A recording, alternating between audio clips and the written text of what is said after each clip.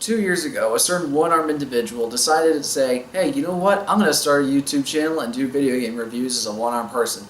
And then he eventually evolved into doing anime reviews, and then a whole bunch of other crap. During the course of these 2 years, he met a bunch of different people from all walks of life, and he became very good friends with them, and he started building up a good relationship with his subscribers and his viewers. Ever since then, he tried his hardest to make sure that every video that he did was better than the next, and he tried to put as much effort as he could into those.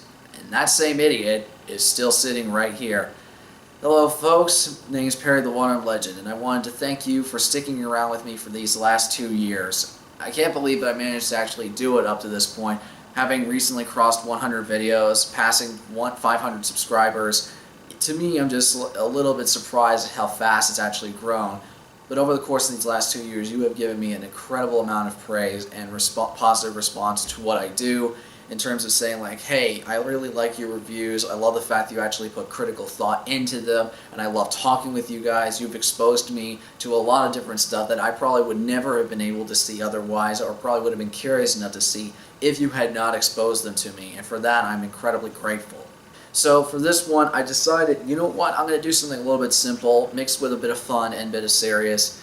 But one of the things that some people were asking me about is saying, hey, why don't you do something like, just give us a little bit of detail about yourself. Like, say, give us like a couple random facts about you. So I guess it could be saying like 10 random facts about me kind of video, sort of like a tag video, to give you folks a better sense of who I am as a person, whether it is something more fun side, whether it's something more serious, whether it's life experiences or something along those lines, just to give you a sense of where I come from and who I am as a person. So right now I have 10 random facts that I put on my phone, just so that way I can keep going back to them. It's because I kind of need a list right in front of me, otherwise I'm going to forget something. So without further ado, let's go and get started with the first fact. Alright, fact number 1, I am actually the youngest kid ever in the state of North Carolina to ever receive a prosthetic arm at the age of 6 months. And I think I still hold that record today. And according to the doctors, I was actually the best wearer, as they call it, that they had ever seen. I adapted so well and naturally to that arm. It was almost like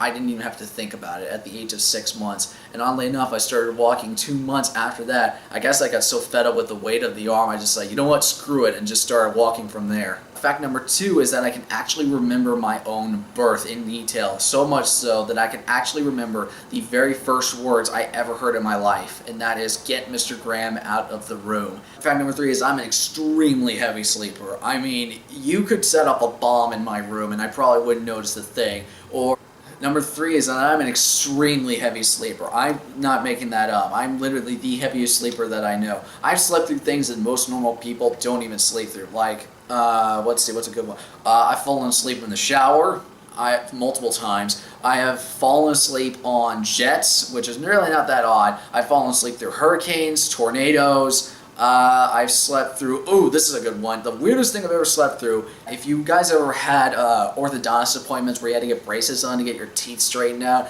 is that I've actually fallen asleep with the orthodontist appointments, getting my braces on twice in a row. In that, like, when I was doing top and bottom braces separately, I fell asleep both times they were doing it. I was not drugged in any way, shape, or form. And every single time I think about it, I was like, how the heck does anyone ever fall asleep during something like that? And even to this day, the orthodontists are still baffled at how I did that. Number 4, just to go back into a little bit of darker territory, I've actually nearly died 3 times during the course of my life. The first time was when I nearly drowned when I was 6. Got caught in a rip current, and it was one of the dumbest yet one of the smartest things that I did in my life. Surprisingly, I never got scared of going back into the water after that. The second time was when I nearly got electrocuted during surgery, had a giant course of lightning, or a giant jolt of electricity, course from the top of my brain all the way down through my heart, all through my body, and down through my legs. And the doctor said once I woke up that if the jolt of electricity was any higher, that I would have been killed. And the third time is actually more recently, is like I think about either last fall.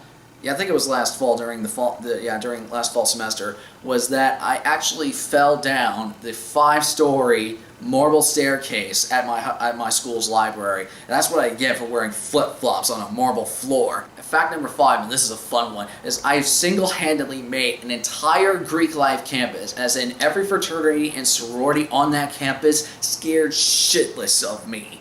all because that one fraternity screwed me over and I made all those bastards pay. And it was so satisfying how I got my revenge. I almost want to make a separate video telling how I got revenge on this fraternity, and it's like the best form of revenge ever, but there's good reason behind it. It's a good story, and it involves me whenever I am at my most methodical and my most pissed together, and just seeing that story collide against people that have screwed me over and saying like, okay, if you mess with me, this is what's gonna happen to you. I will make your life a living hell.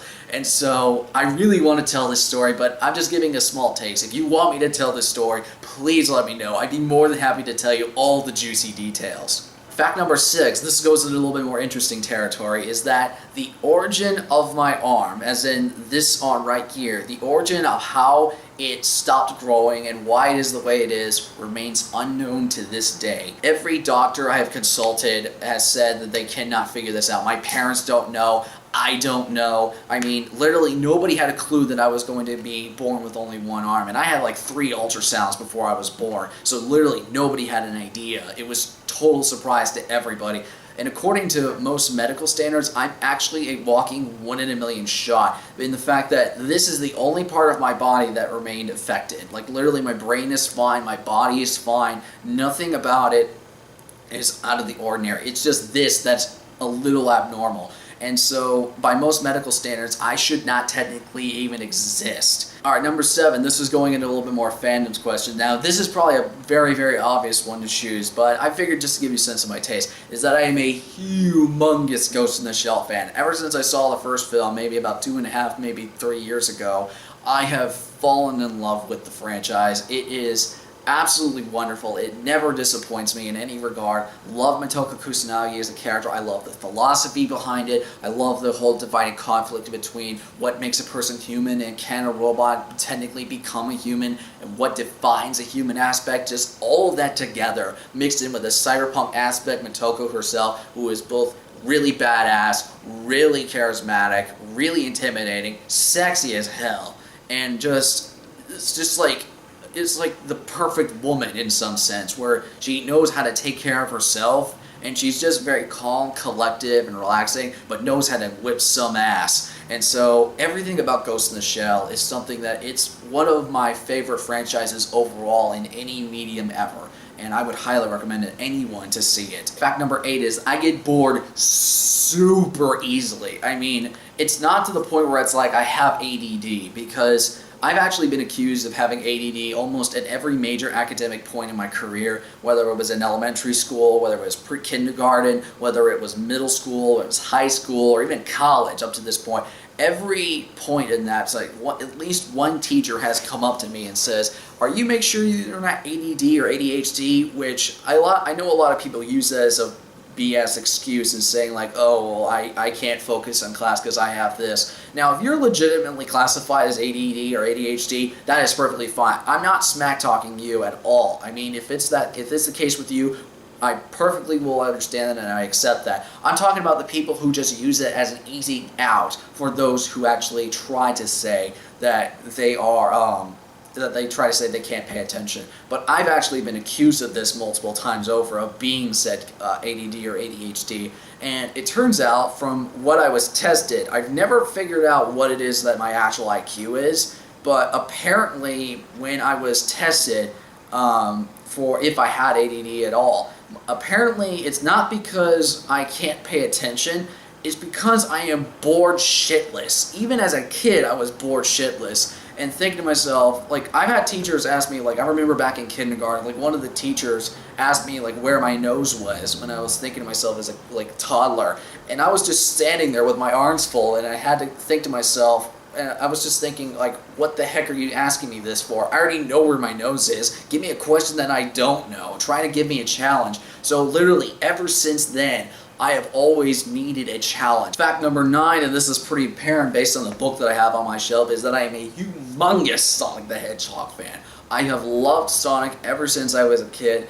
I almost kind of feel sorry for him because at the same time I feel like a lot of his so-called fans have abandoned him or said like Sonic can't make good games, Sonic is like a broken down, beaten, milked franchise, which I was like, okay, milked I would not argue with because he does appear in a lot of stuff. That being said, there's still a charm to Sonic. There's something about him that makes him so fun to play and so fun to just sit around. Like some people and some of my friends have referred to me as the human incarnation of Sonic because, one, I wear a crap ton of blue. Like if you see my wardrobe, it's pretty much an 80% blue in some shade or form. I have red shoes that I wear on a normal basis, and I also have spiked hair. So a lot of people like to say, you know, you kind of look like Sonic. I was like, granted, that's not intentional, but at the same time, our personalities sort of act similar whenever we're in public. One, we get really cranky and irritable whenever we're bored. Two, we always like to get things straight to the point or get someone like basically like to go fast. And I will admit I do have a bit of a lead foot when I drive. And the final fact of the day is that I am a massive overanalyzer. I mean, it is cosmic levels of overanalyzing. And I'm not trying to make this hyperbole for the sake of making it sound over-exaggerated. I mean this. Literally, every single thing of every single day I analyze the shit out of. It is something where I can't stop myself. Literally every movement I make, every movement I see a person make, everything a person says, how they say it, what they say, when they say it, what goes through their mind, what their interests are, what goes through my mind, how I'm processing my own information, how everything is quickly being or slowly being processed and thought of and brought forth, how everything just comes together and just the entire basically universe and just constantly thinking and just trying to see like get at the core of pure logic and just overanalyzing the shit out of everything. Everything about it just makes me just concerned, worried, and granted, I love analyzing like this. A lot of people said that it's my biggest weakness. Other people say it's a massive strength that I have. A little bit of a side effect with that in that there's also the sense of a hyper guilt complex that I have. I feel guilty about almost everything that I do. It's so... I know it's really unhealthy for me to have. It basically just eats and rots away with me. In that I feel guilty about doing the things that I like, mostly because I feel like, I don't know, it's something inside my head that says that I am not allowed to enjoy what I like purely for its own sake. Like I have to have some ulterior motive that propels me to say like, oh, I'm doing this so that way I can have this sort of end to it, whereas I want to enjoy something for its own sake. I wanted to thank you guys so much for sticking with me for these last 2 years, for all the people that have come onto the channel and have given me tons and tons of support. I basically just have a giant credit segment at the end of this video thanking pretty much every single subscriber that is currently on my channel, all 520 of you I think as of now. So again, thank you guys so much for sticking with me for these last 2 years, putting up with my insanity, my overanalyzing, me never shutting the hell up, and my hope to actually bring critical analysis to reviewing, because that's one of the reasons why I created this channel, was to give actual critical analysis and objective reason to reviewing. And I saw a lot of people that weren't doing this, and it really took me on edge. And I just wanted to make sure that people could have an outlet of being critical, have an outlet of having a good place where people could express their fandoms and things that they enjoy without shame, without fear, without ridicule, and say like, look, I do not mind whatever it is that you like. If you like the most G-rated thing ever to the most X-rated thing ever or MA thing ever, then go by all means enjoy it. It is perfectly fine. Just feel free to express yourself and tell me what you like. I will listen to you. I comment on practically everyone's comment section and see like what it is that they're thinking, what it is that they do, and it exposes me to so many different things, and I've been greatly enjoyed it. And you guys have all made it so much fun to do this from this point on. Ultimately, the success of this channel is up to you guys.